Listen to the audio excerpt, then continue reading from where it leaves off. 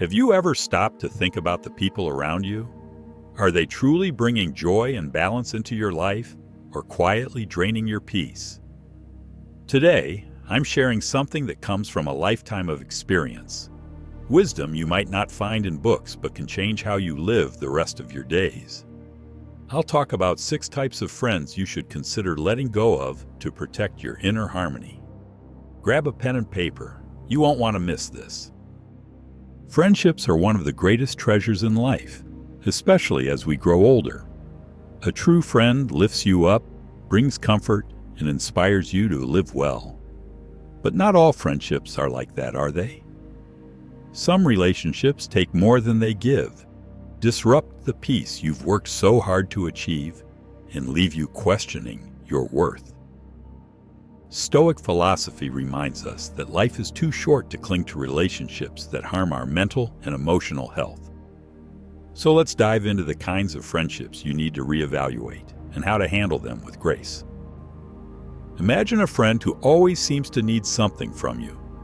Maybe they call only when they need a favor, or you know the moment their name pops up, there's going to be a request on the other end. The first few times, you're happy to help. But when every interaction becomes about their needs and never about yours, it stops feeling like friendship and starts feeling like a transaction.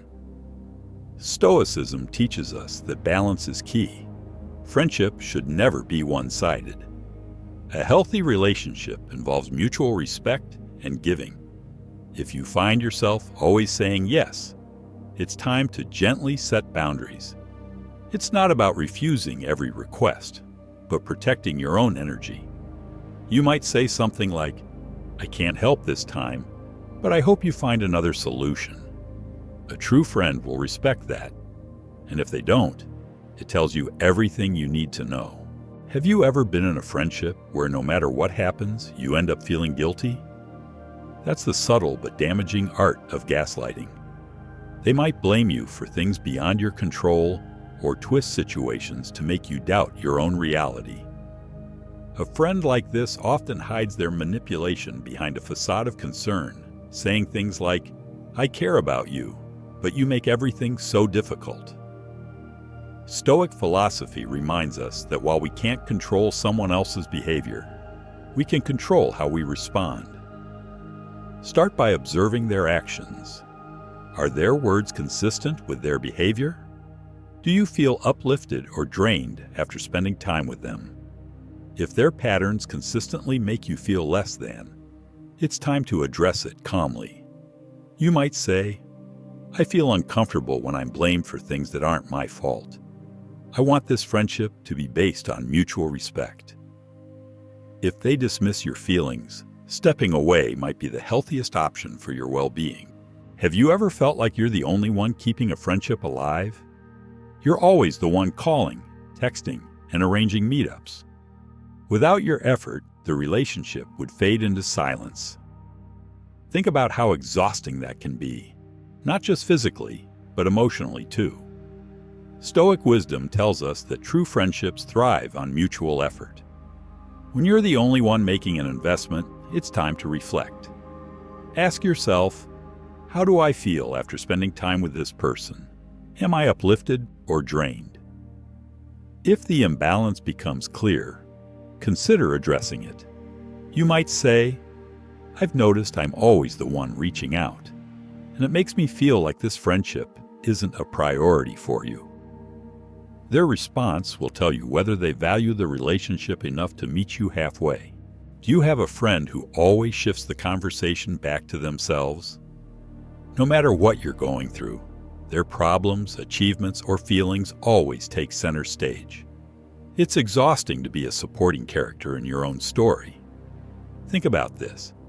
You share something personal, hoping for comfort or advice, but within minutes the focus is back on them. Stoic philosophy reminds us that friendship is a partnership, not a performance. Both sides should feel valued and heard. If this dynamic feels all too familiar, try addressing it gently. I've noticed that when I share, our conversations often shift back to you. I'd appreciate it if you could listen more. A true friend will take this feedback to heart and make an effort to change. Some friends mask their negativity as constructive criticism, but instead of inspiring you, their words leave you questioning your worth. Picture this. A friend buys a new car and turns it into a lecture about why you haven't achieved something similar. Stoicism encourages us to surround ourselves with those who uplift, not those who make us feel small. When faced with a critical friend, distinguish between helpful advice and toxic patterns. If their words repeatedly chip away at your confidence, it's time to speak up.